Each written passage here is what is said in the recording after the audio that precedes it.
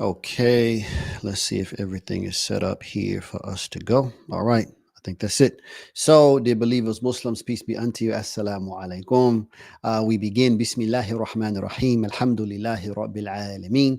Wassalatu wassalam ala Rasulihil Kareem Muhammad wa ba'd. Alhamdulillah, we are happy to be streaming again for this particular installment in this ongoing series on the topic of Islam in Black America.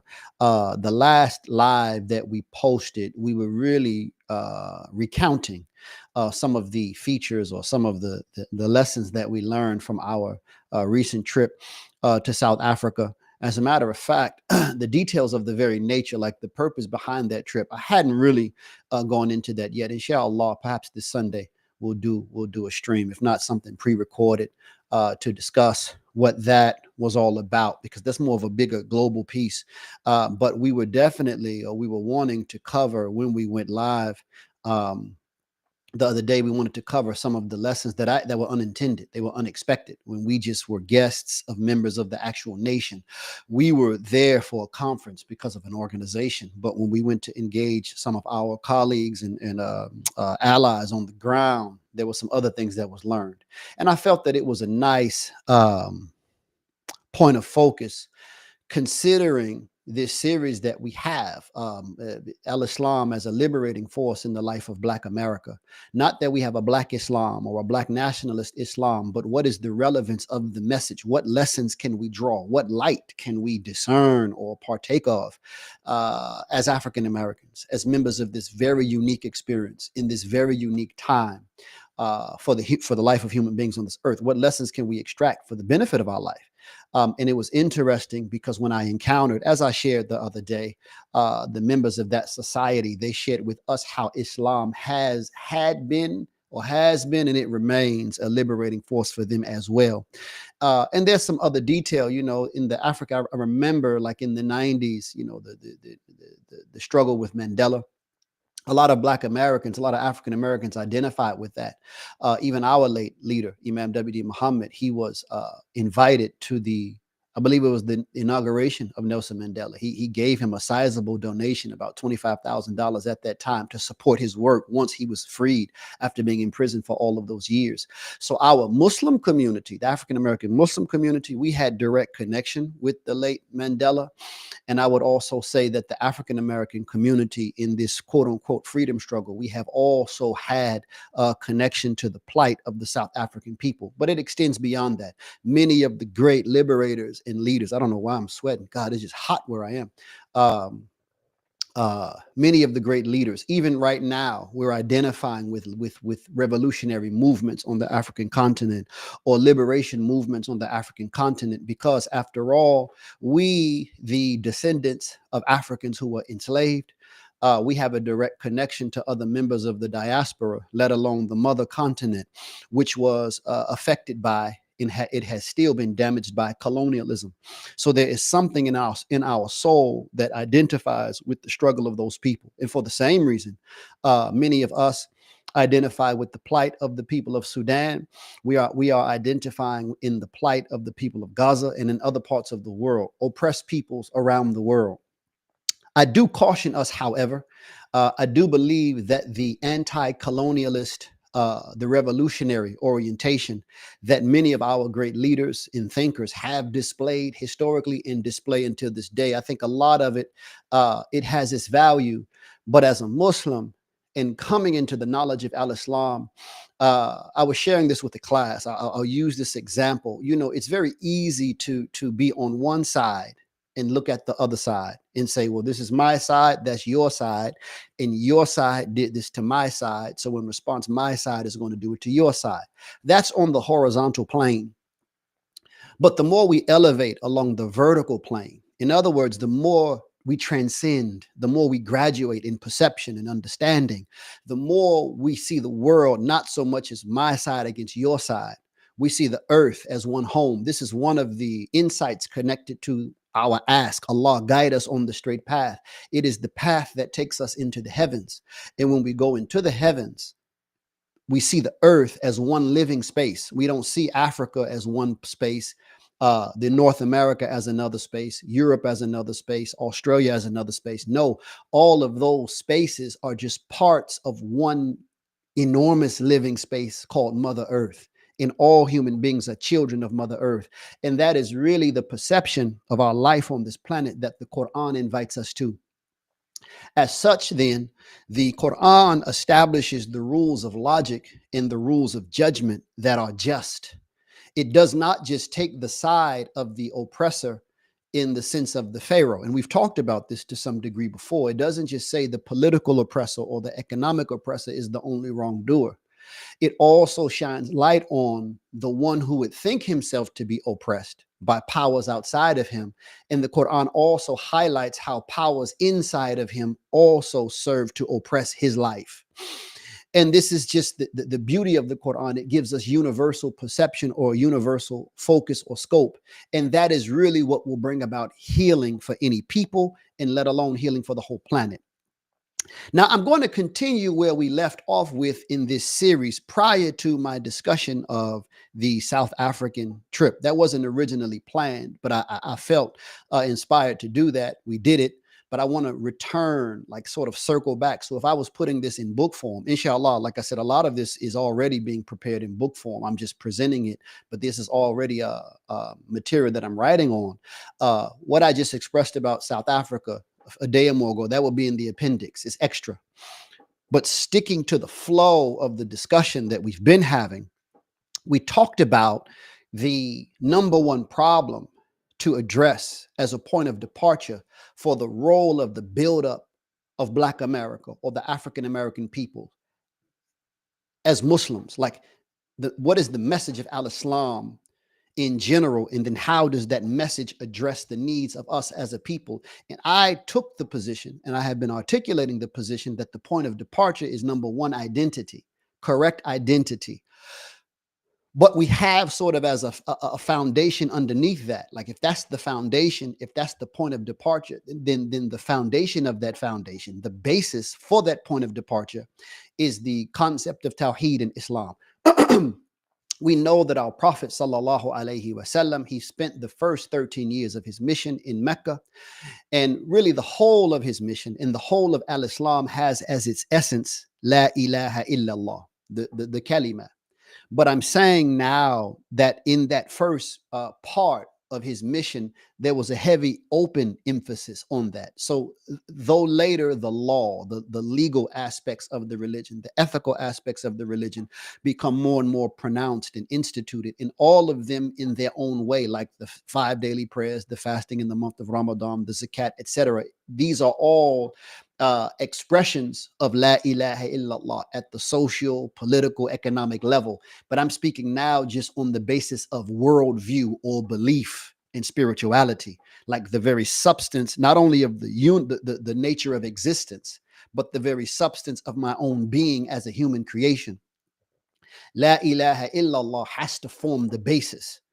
In other words, we cannot have a proper concept of who we are until we have a proper understanding of the very cause behind our existence. And this is not to mean, again, that we understand God like an object of knowledge, but we understand Allah in regards to what he reveals of himself. This is what I mean, the concept of Tawhid, that God is one in his own self, in his actions, and in his attributes. He is unlike creation. He is absolutely unique. He is not in a place. He is not in time. He is not in need of anything for anything. He is all powerful, etc., etc.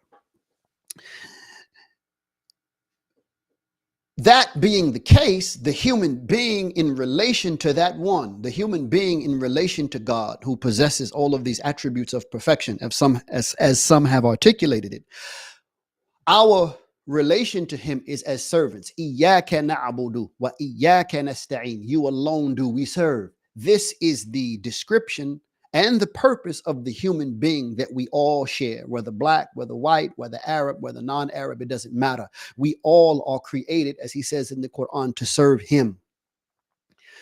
So in relation to the true concept of Tawhid, like knowing who God is as the object of my worship and as the cause behind all existence, now I know how I am to live in relation to him and in relation to this world and in relation to other human beings.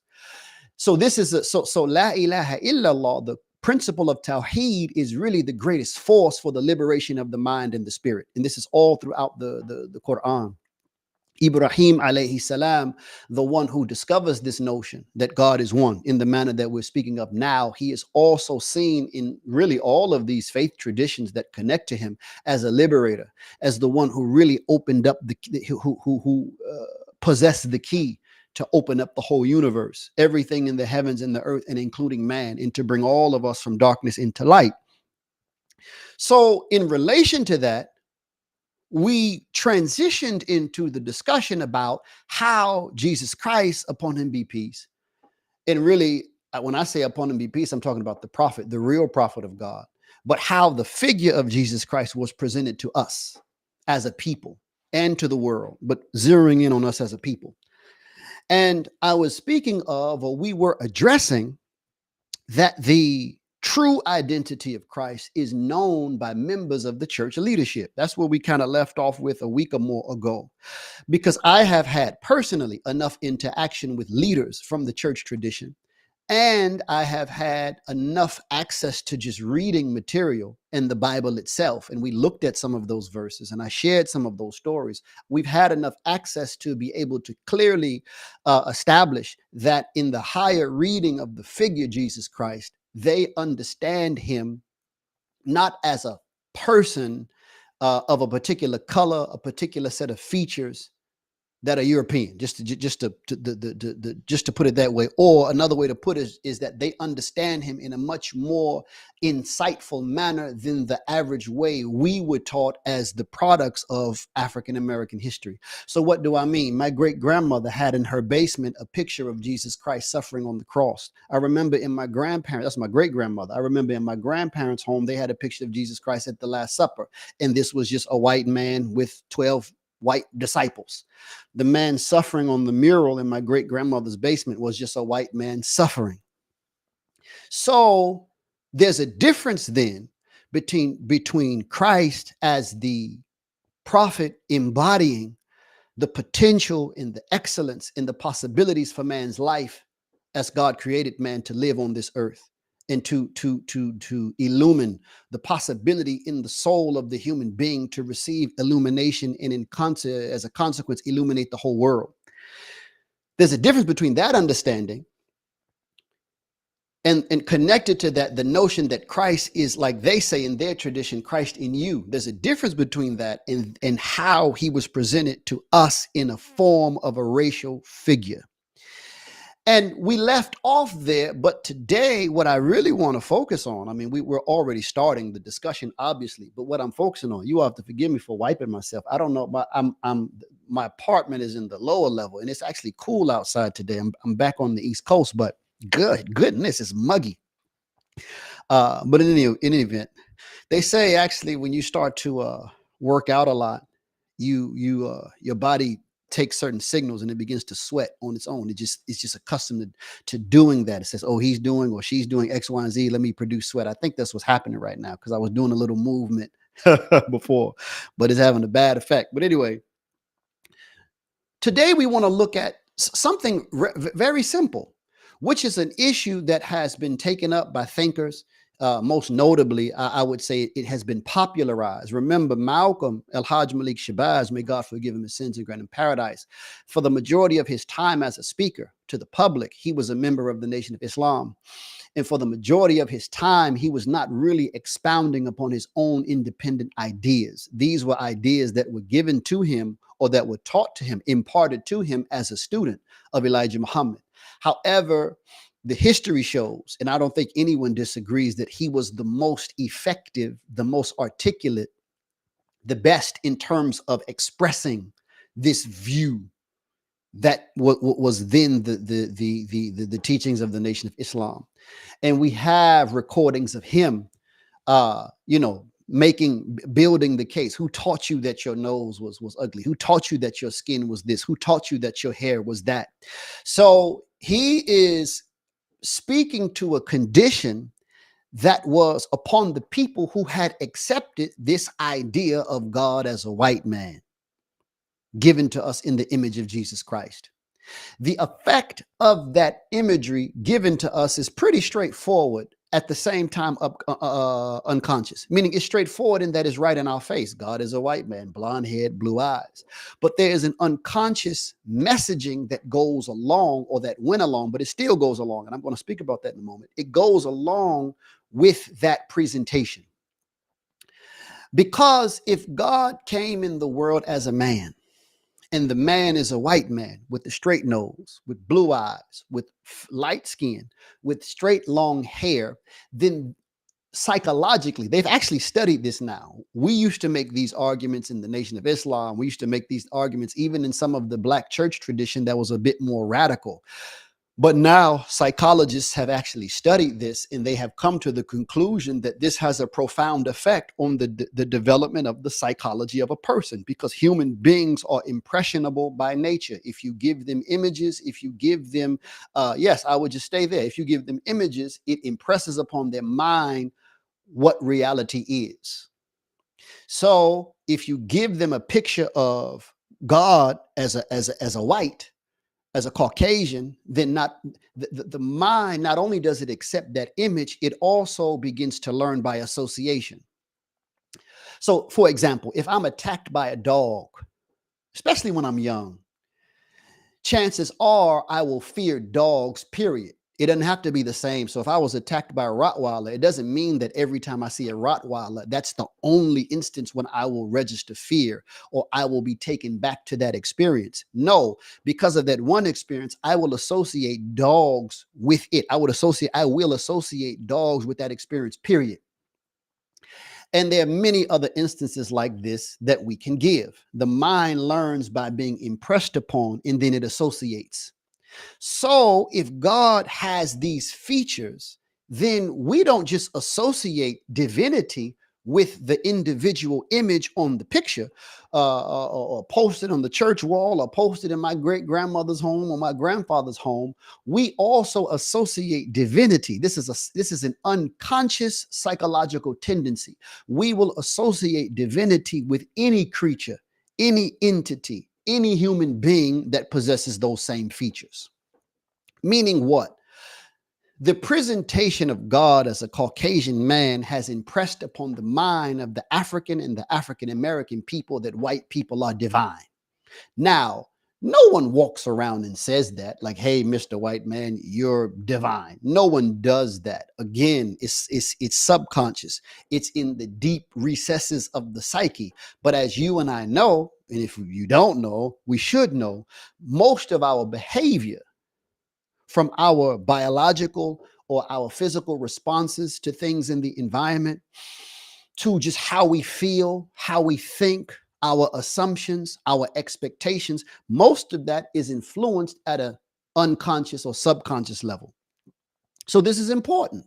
This is very important to know. And the ramifications of that, it's not just the issue that I, in my mind, associate whiteness with divinity. Everything pertaining to whiteness now becomes divine in and of itself. So the type of nose, the type of hair, skin color, the type of hair texture, the type of lips, the type of eyes become divine, and as a consequence, or by extension, become beautiful, become acceptable, or become ideal, or the standard. And that also implies then, again, as a consequence, that the color, the hair texture, the lip structure, whatever the case may be, that is opposite of those features is the opposite of ideal. It is the opposite of the standard. This is a fact. Now, this has really regressed our sense of identity, our sense of self, our sense of value. A good example of this We don't do it anymore, though it did remain in Black America for a long time. And what I have on my mind, even before giving the example, is the case study of black hair. There used to be black men used to conk their hair to make it straight. And if you all remember, I just spoken on Malcolm, on the movie Malcolm X, Spike Lee's Malcolm X, that first scene when he gets his first conk, when he looks in the mirror, he says, looks white, don't it? Like that was the standard. I want to look white. Now, black men on the whole have gotten out of that to some degree, but it still remained. Like if you think about the finger wave or the Jerry curl, um, uh, that's still whitish, an attempt to be whitish, for want of a better term. But we can really see it is perhaps it is most pronounced in the hair, the culture of black hair that is carried by our women more than any other group. Our women are the only women on the whole who have historically and today still alter their natural hair texture to look like another race. We know that their natural hair movements, we know that, and we're proud of that. We're actually excited. We're happy to see that. We're happy to see a surge in the opposite direction. But historically, like I even remember, like my grandfather, for example, he couldn't stand, like Whoopi Goldberg's hair. Like she was one of the few wearing locks back in the day. And those of us who grew up with men from the old school, they did not like what we call today the natural look. They liked a woman with her hair pressed and permed. We know the history in Black America, even of the beauty standard, like a woman who was mixed or fairer skin or light skin, or if you call them yellow bones or red bones, they were like the standard. And I remember in my upbringing, I'm not that old, even in high school, like, we would go crazy over a light skinned girl with long permed hair. That was the standard. Even in, and I'm not going to say, that this is the case, but even coming up and you see groups like Destiny's Child, where the main singer is the light-skinned girl with the long hair, the runner-up is sort of like the brown girl, and everybody else is in the background. That is a staple in Black culture. And I'm not going to dwell too much into it today. We'll talk about this more later, but it stands to theorize that this sort of sense of white superiority, Black inferiority, even in our own forms of cultural expression that develop, these things are reinforced in a way that it just goes above our head. Even when you watch a show as historically significant as like the Cosby Show, if you look at the two daughters, like the older two daughters are light skinned, long hair. The younger daughters are dark and brown. You have this for some reason. It's persistent. It's present. But in any event, so this is something that we, from our history, deal with. And I can really just sum it up very quickly. Many in Black America have an internalized sense of inferiority. And it is based upon an image, a false image of divinity. A false image of divinity has given us an internalized sense of inferiority, not only by way of our physical look, but we associate, like it is also a fact of psychology. Like when we see someone that is pretty, things are changing now because information is more available. But historically, and it still tends to be a tendency that like we see someone that's handsome or someone that's pretty, we associate positive traits and positive qualities with that person, until we meet them and find out that perhaps the opposite is true. But there's just a natural tendency because our mind learns by association. So they are physically beautiful. They must have beautiful qualities and traits and characteristics. No less is true when it comes to us historically. If we associated whiteness with divinity and the features of whiteness with beauty, then we also attached other qualities like intelligence, like morality, goodness overall with the fact of being white. And again, this is operating more so at a subconscious level than in any other thing. This is not to mention what we've mentioned before, and we'll go into more detail later, inshallah, in other recordings, how the culture itself was ordered in such a way to reinforce a sense of inferiority. So I have met Blacks today who are still shocked that Africa is not all jungle and huts. I've actually, like literally like a week ago, like for real, they got a skyscraper, because that's the imagery historically that has been projected in this part of the world. And it reinforces the false concept that was given to us in religion. So we have an internalized sense of inferiority. But here's the problem. And this is what I meant earlier about the revolutionary, free thinking orientation in Black America that wants to challenge the colonialist power structures, et cetera, et cetera. It is very easy for us to register the nature in which we have been victimized. It's very easy for us to see that. If you are identifying or agreeing in what I'm saying so far, we have had, again, I mentioned Malcolm. We've had Marcus Garvey. We have even today guys like Umar Johnson, Dr. Umar Johnson. Like everybody who's on that sort of page can identify in what I'm saying right now. Yeah, that's right. The white man lied and colonialists and so on and so forth. But it is very difficult for many of us to also see whites as victims of the same scheme. That's where a lot of us say, well, wait a minute, hold up. They're the enemy, we're the victim. And from the Islamic perspective, when we elevate, when we transcend and look down on the scene from a universal perspective, we have to say that just as Blacks were victims of this false racial superiority inspired by the false messaging in religion, the false idea or notion of who God is. And remember, I'm still really speaking on that verse, who is more unjust than he who lies against God, mentioned in the Qur'an. It's very easy for us to see ourselves as victims of that. But we also, if we're real, we have to say that those whites who also received that message, internalized that message, and went in the opposite direction, they are also victims of whoever put that message and that image together. We would be fools if we think that the average European coming out of Europe, these people were uneducated. These people were uncultured. These people had many problems like other human groups or all human groups. The average one of them did not have enough insight and foresight to put these kinds of ideas and images together to present them to the world. Meaning what? Someone that we can't really even put our thumb on, our finger on. We can just say some influence introduced Jesus Christ in the way that we are addressing right now. And when that particular presentation of him was given to the world, it had an effect on the mind of the white man as well. He also, just as we would internalize inferiority, he would internalize superiority.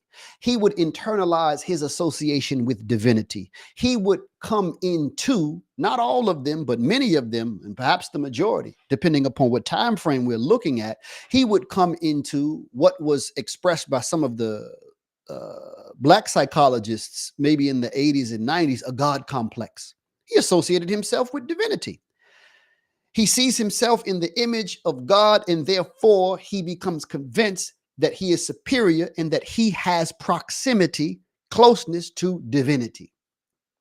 And as a consequence, he also has the possession of traits and qualities, just like you would associate, I repeat, something beautiful, visually beautiful, with beautiful qualities and traits internally. So if you see a beautiful person, you think they're smart and they're intelligent and they're nice, all of that.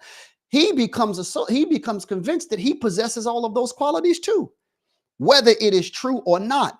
So this image is a mythological device. It's a device that puts us in non-reality, and that it suspends us. It keeps us suspended or locked in the context of falsehood. It keeps the Black man in a certain type of falsehood, and it keeps the white man in a certain type of falsehood. And the one who really benefits from both falsehoods is the one who is behind or perpetuates or allows the perpetuation of that image to persist. Now, to be fair, we don't see that image as much in the world anymore. I have seen it in some Black churches, but you don't see it anymore. Like you get these church leaders like Joel Osteen. You have the T.D. Jakes. I'm speaking of them particularly, but I'm also using them as types. That brand or that strand or that influence in the church movement in America, they've really done away with the images. And there's a lot that the African-American Muslims did to bring that about, because it was our movement, CRAE, the Committee for the Removal of all images that portray the divine. I think I'm saying it correctly. That was an actual effort, one of the early efforts of Imam Muhammad, where we actually, city by city, went from church to church, telling them that this is savagery that you have. I'm summing up the message. And the Crade movement was inspired by the verse in the Qur'an. What they translate, they tend to speak of it as a common word. O people of the book, come to a common word between us and you. And that we worship none but God, we associate no partners with him, etc. And that some of us don't take lords from among others, meaning that we don't acknowledge that amongst your people you have a Lord that's over us. That's essentially what the white Jesus is. They are saying, or they were saying in that imagery, that their race has a divine being. And we, the members of another race, another look, another set of features, we are to be under that image. We take that image as Lord. And God is saying in the Quran that this is not the balanced way. This is oppression of the human soul. But I'm repeating and I'm making plain right now, it's not just oppression on the soul of the one who is opposite the image. It is also a form of oppression for the one who is in that image, because it is just like it is putting us in a false reality of superiority. It is also putting him in a false reality. Putting us in a false reality of inferiority. It's putting him in a false reality of superiority. Both are false, because I said at the outset, all of us are created sons of Adam, servants of God, and there is no superiority of one group over the other. That's the scientific reality. Speaking of science, it should be known that there are efforts today, even in the scientific community, to advance this falsehood. See, the devil never stops. When you fight, you get hit, you maneuver. You don't just get hit and take it. You maneuver, you duck, you bob, you weave. The Satan is the same way. So the more we advance truth, the more he is attempting to advance falsehood. He wouldn't have introduced the falsehood if he wanted it to dissipate and be destroyed. So if he finds truth on the scene working against his falsehood, he's just going to bob and weave and restructure, reconsider, re-strategize to advance it. So we have books written now by respected intellectuals seeking to prove that at a genetic level, certain races are inferior to others. And all they're doing is they're serving as instruments of the devil himself. Okay? And we'll talk more about that later, inshallah. Because the biggest problem now, the biggest result is not just the fact that we internalize inferiority, that's false, and superiority, that's false.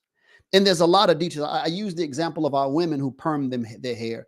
And I also indirectly, and I'll say it sort of directly now, even the men among us who don't even like our women unless they perm their hair. See, all of this is self-hatred.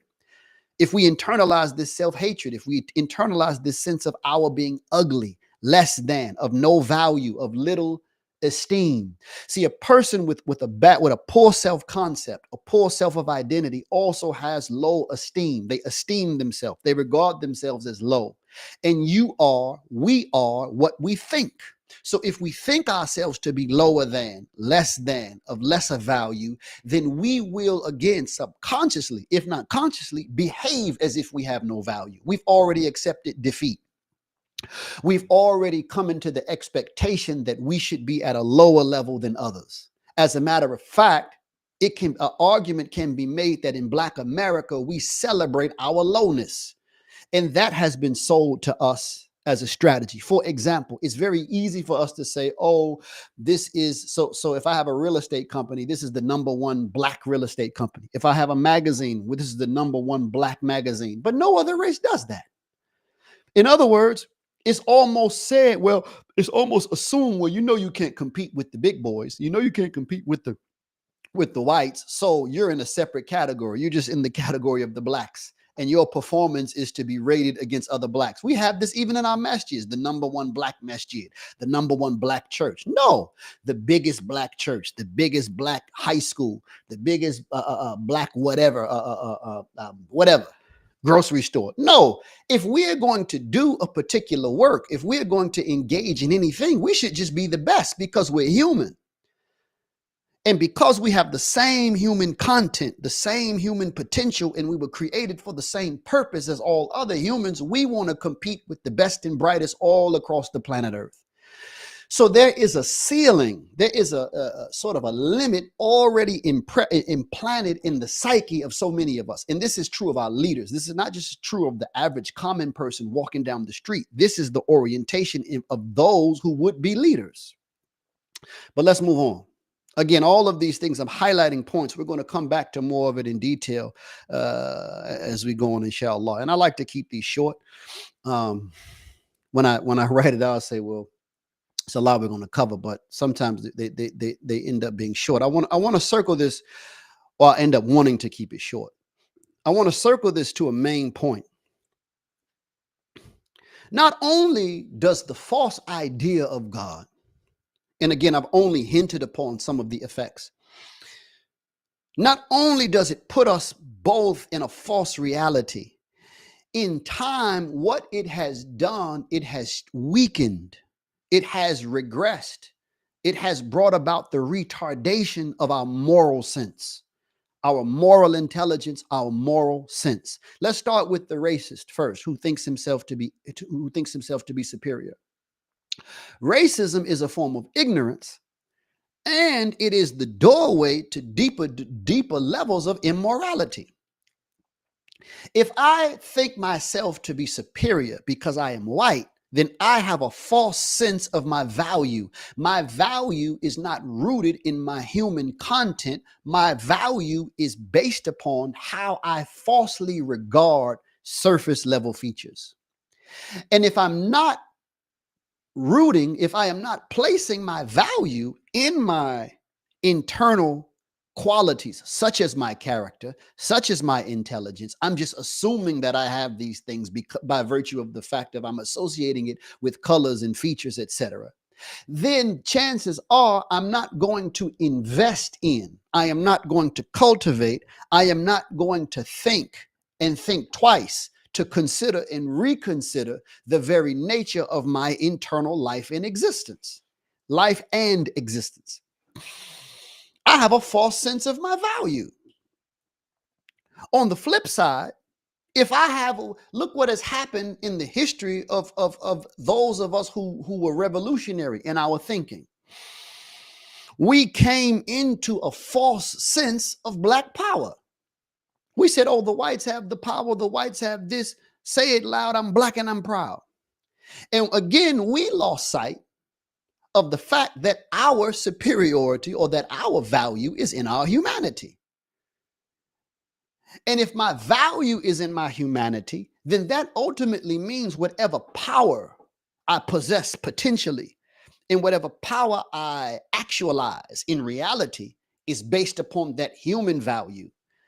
And if I know that, I can respect that value and build upon that value. But if I root my value in, again, my features, then I'm building upon, what do you call it, a sandy surface. Like Allah says in the Qur'an, the one they built their house on a brink of sand, on a not solid ground, but sand itself that's crumbling and about to fall.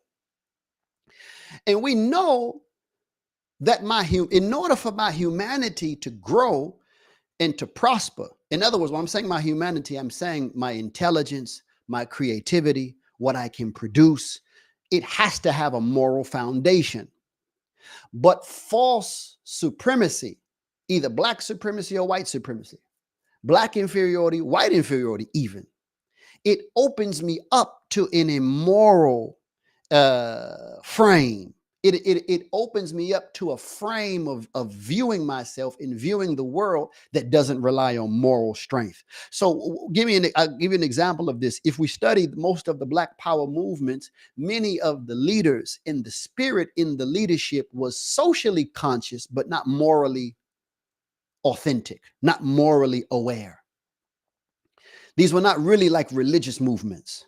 And one of the main things that broke into or that allowed for these movements to be destroyed was the weak moral fiber of many of the leaders and many of the members. This is even true of like movements in the Nation of Islam.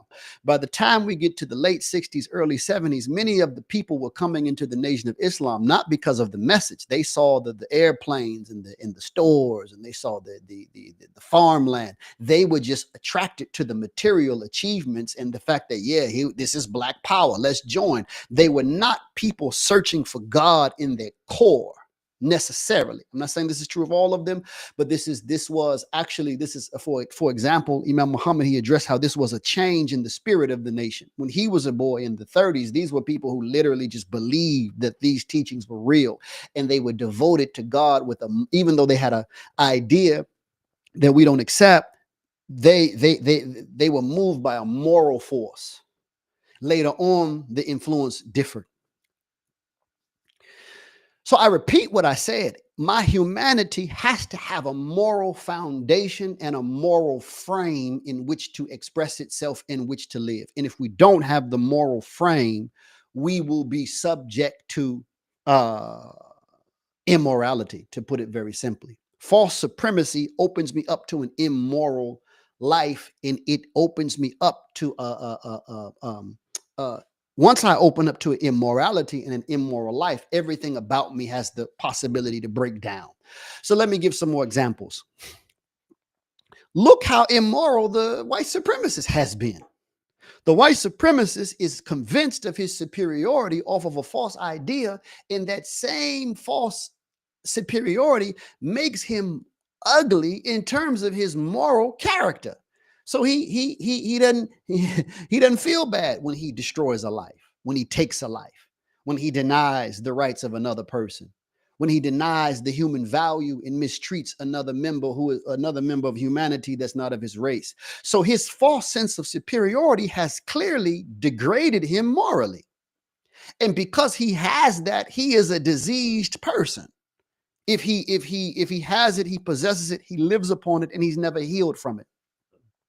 And the same is true in the opposite direction. And I'm hoping that this is clear, because the point that I want to make is that we have to understand in the garden, we're given the story in the garden of how Adam entered into the scene and he influenced how Satan entered into the scene and he influenced Adam's perception of what God revealed.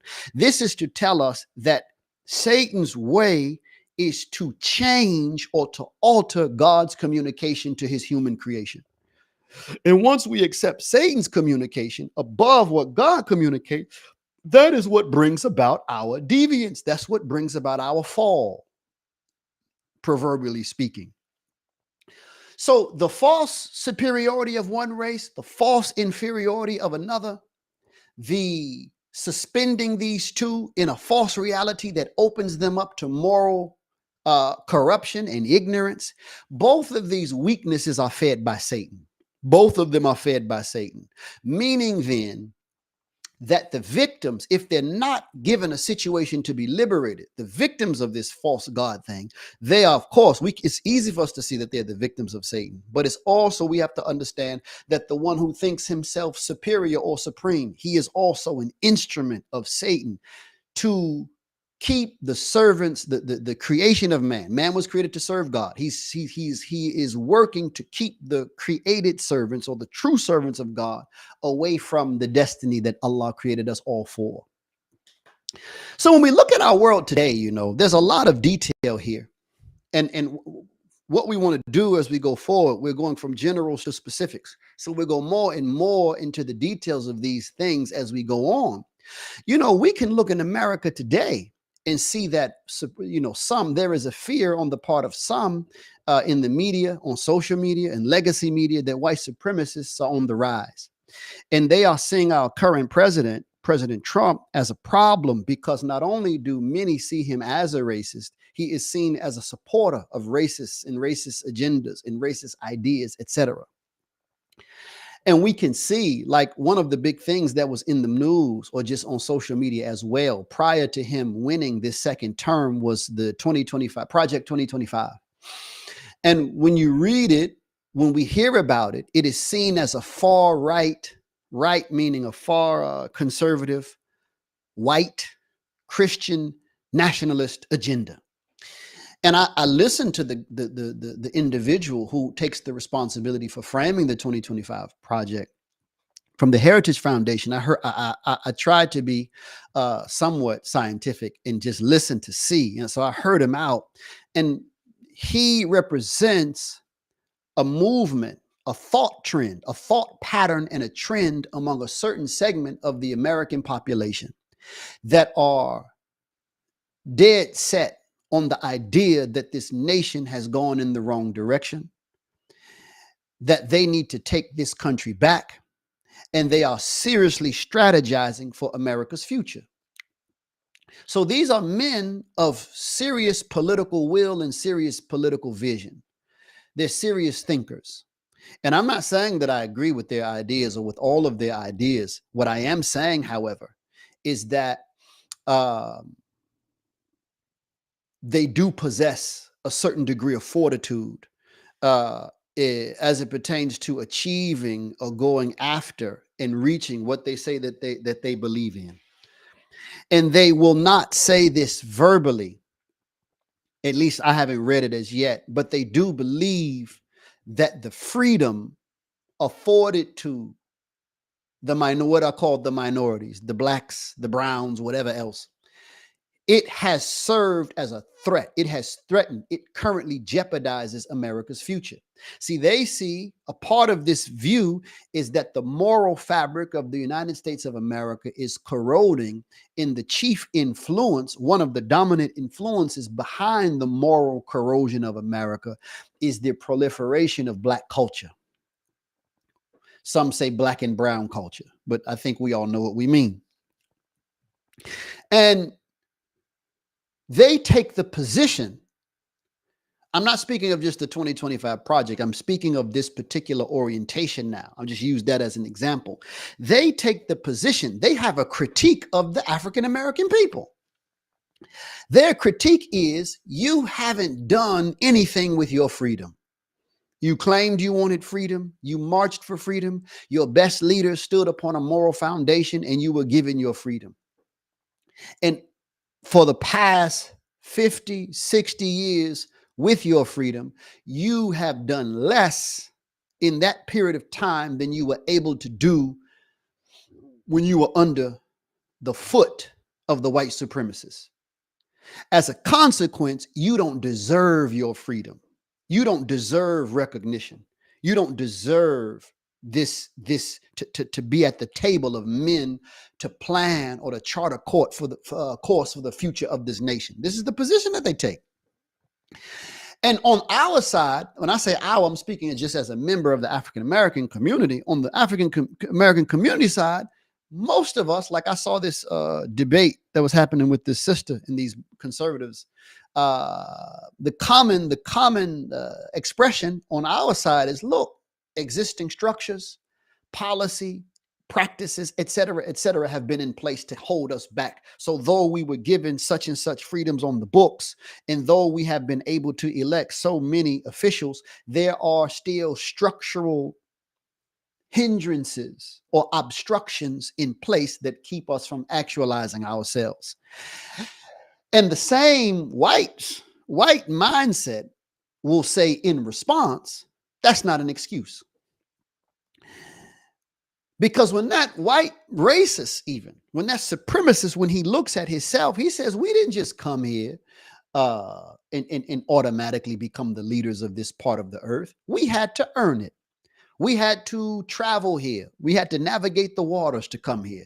We had to subdue and defeat or overcome the native populations. We had to subdue and overcome and tame the wilderness, the actual natural wilderness. Hell, we had to enslave you all. We had to overcome generations of challenges to become the superior ones. So we don't accept your excuse of structures. There's always going to be structures in place. There are always going to be challenges in place, but we don't see in you all a will to even stand up and meet the challenge. You don't deserve freedom. So this is the now both sides, in my opinion, are lost. Wal asr innal insana lafi khusr illa alladhina amanu wa amilu salihati wa tawasaw bil haqqi wa tawasaw bis sabr. Powerful surah. I'm not going to go into it. It just came to my mind. But man is in a state of loss down through time. He has to have faith in what God has revealed about himself, God, and then everything else God commands us to have faith on. He has to be committed to the deeds of reforming the world, and he has to be devoted to truth, mutually supporting the cause of truth and reality, and he has to be devoted to patience. And from an Islamic perspective, we have to say that both sides today now, because what am I saying? I'm saying the President Trump is not the problem. He is a product of a moral environment of the United States of America. In other words, in another time, in another circumstance, his spirit, his presence, his mind could never rise up to the leadership of this nation or any other nation that God put on the earth. So persons like him and influences like him only become prominent when the moral fiber of the society reaches a certain quality or kind or caliber. That's just a fact. This is a historical fact, actually. So from the Islamic perspective, we have to be able to read the signs of the time. We have to read the flow. We have to read the spirit. We have to read the nature of the soul of this country. And the real argument is from our position is that the spirituality of the American public has been poisoned years ago, decades ago. And the basis for that poison, like in a concentrated form and it has been allowed to dissipate or disseminate or disperse in the spirituality, it began with this false idea of who God is. It was used on the surface to subdue us, but the shaitan, the Satan, actually used it not only to subdue us, but to also subdue those who we think are subduing us. Blacks, the meaning is not only used to hurt the blacks, it was also used to hurt the whites. This is a fact. So what is the best hope for our future as we bring this to somewhat of a conclusion? The best hope for our future, this is the Islamic contribution. We have to focus on building upon our human capital, our human strength. This religion shows us what the correct vision of the man is, of the human being is under God, and Allah gives us all of the tools necessary to cultivate the internal life of ourselves. So we have to accept, and this would be my message to African Americans, African American leadership. This is definitely my message to the Muslims. We have to accept God's call to be responsible for our life and contribute to the progress of the world in general. But in particular, if we live here in the United States, then it is absolutely necessary. It is non-negotiable that we have to accept the responsibility to contribute to the betterment of the United States of America. And I hear what some of us say. You all send me the comments. Why would I want to save America? Why would I care about it? They did this, they did that. Because you live here. Because our foreparents fought and bled and died here. Our life is here. And if you don't identify in that history, you say, well, that's just a few hundred years. We go back to Africa. Then go back. It doesn't make any sense. I wouldn't be with a woman I don't like. Like, oh, I hate this woman, but what's for dinner, baby? I'm out. If we just can't get along, she don't love me and I don't love her, I'm gone. I'm down the road. Her cooking ain't that good. So why are you here? If we cannot identify in the fact that this is our home, this is where our future is going to be, then you shouldn't be here. If you are going to be here, then you have a moral obligation to contribute to the betterment of this land, especially if you come from our history. Because if the system collapses, if the system is destroyed, if the world goes into chaos, it is going to collapse and fall and be chaos on your head worse than any other people. Because we as an African American community now, we don't own any supply chains. We don't own any banks, not systems. We may have this one black bank in Atlanta or something like that, but we don't have a chain. We don't have any any of the pillars that support and hold up this society, any of the industries that keep this or that city in operation. We are, in terms of economics, in terms of politics, in terms of policy influence, in terms of even the direction of the sciences and the academy, we are the worst off when it comes to efficacy or power. We don't have anything. So if the system collapses, we will be the first one to suffer. From an Islamic perspective, though, the way of Muhammad the Prophet, praise and peace be upon him, is not to overturn the world. The way of Muhammad the Prophet, praise and peace be upon him, is to overturn corruption, to overturn or to destroy debauchery, wickedness. But the Muslims, when they came into power on the Arabian Peninsula, under his leadership, sallallahu alaihi wasallam, and when they came into leadership on the world stage, they did not simply do away with everything. On the contrary, they embraced the best of what was already established in the world. I'm talking about political systems, economic systems, etc., the sciences.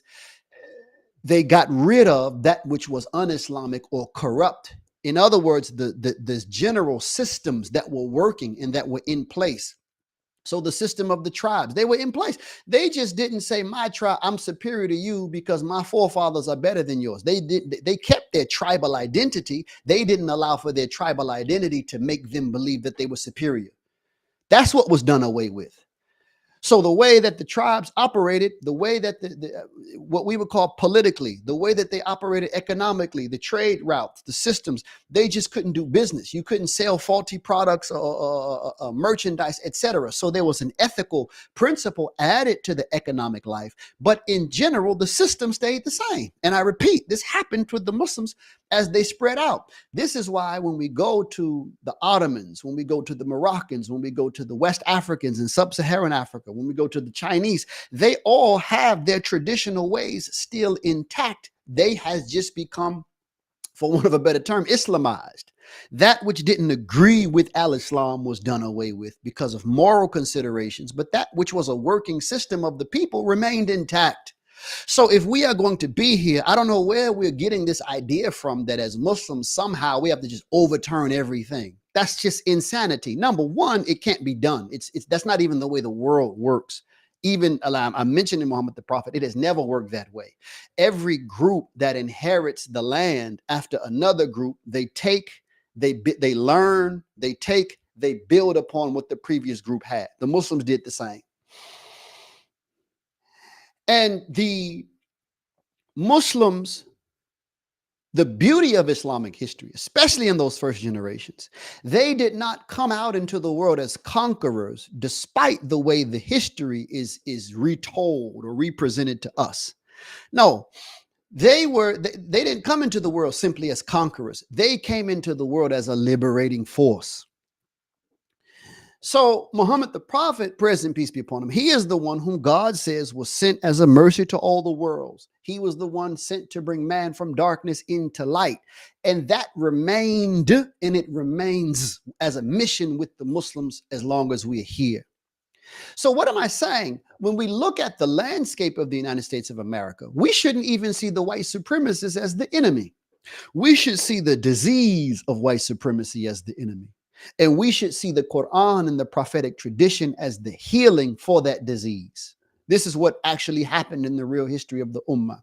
We shouldn't see the capitalist who's just devoted to making money as the enemy. We should see that disease in his heart as the enemy. In other words, as Allah says in the Qur'an, وَجَاهِدُهُمْ بِهِ, make jihad against them by way of the Qur'an. Struggle against them by way of the Qur'an. Work against the forces of falsehood, corruption, and evil by way of the Qur'an, by way of the truth. The truth. That's what our job has to be. So there's more. I actually have a lot more. I have about another half hour, but I'm going to wrap this up because I have to go. But alhamdulillah, I want to, when we pick up next time, we're going to speak about the role of the black. I really started it, but I'm going to pick up with what we were just saying about the role of the African-American Muslims here in America and just the role of Muslims in America, but still on this subject. So, inshallah, as always, if I thank Allah for you all. We appreciate your support of the channel. Everything that all of your support, it goes a long way. And we want to express our gratitude, and we ask Allah reward you all for your contributions. And we ask that Allah protect us, forgive us our errors, our shortcomings, and to protect us and guide us always until